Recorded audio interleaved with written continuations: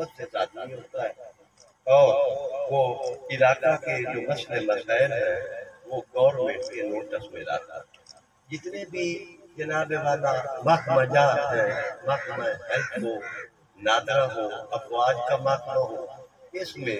ہر گاؤں کا نمبردار متعلقہ محکمے کو انفارمیشن بھی دیتا ہے اور اس کی سپورٹ بھی کرتا ہے۔ ملک پاکستان میں جب بھی کوئی کسی قسم کے ہنگامی حالات ہوں، فلڈ کے حالات ہوں، تو گورنمنٹ متعلقہ نمبردار سے ان معاملات میں، سرکاری معاملات میں نمبرداروں سے تعامل دیتی چلی آ رہی ہے۔ تو جناب والا نمبردار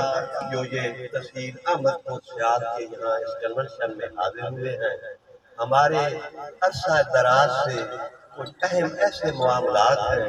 جو کہ آج تک حکومت پنجاب یا گورنمنٹ پاکستان نے حل نہ کی۔ تو ہم عرصہ دراز سے دیانہ سرکار،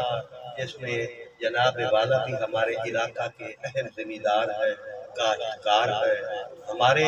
جو علاقے کے سیاسی ہیں وہ بھی نمبردار ہیں۔ ہم نمبرداران بلکہ احمد کوتوال کے علاوہ بھی پورے پنجاب کے نمبردار اپنے حقوق کے لیے جدوجہد کر رہے ہیں۔ تو جناب والا کے بہت مشہور ہے کہ جناب والا کا جو خاندان ہے وہ سیاست میں بھی ایک اہم عہدوں پر فائز ہے۔ ریونیو بورڈ میں بھی جناب والا کے جو سیاسی خاندان ہے وہ ایک اہم منصب پر فائز ہے۔ تو جناب والا سے ہم کافی امید رکھتے ہیں کہ کم از کم تحصیل احمد کوتوال کے جو نمبرداروں کے معاملات ہیں جناب والا اس میں ہماری معاونت بھی کریں گے، حل کروانے میں ہر ریاض سے ہمارے نمبرداروں کی امداد بھی کریں گے۔ تو اس میں سر جو اہم ہمارا معاملہ ہے وہ یہ ہے کہ ہمارے نمبردار عرصہ دراز سے گورنمنٹ کی وصولی کر کے خزانہ سرکار میں جمع کروا رہے ہیں۔ 2021 میں محکمہ ایریگیشن نے ایک ای بل متعارف کروایا اور اس کے ساتھ انہوں نے یہ دوہری پالیسی بھی اپنائی کہ چند نمبرداروں کو تو انہوں نے ای بل کے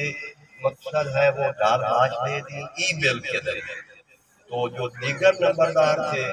ان کو انہوں نے ڈال باز سارے خطومی ہوتی ہے جو دہلی پٹواری بناتا ہے وہ ان کو ڈال باز دی گئی کہ آپ اس ڈال باز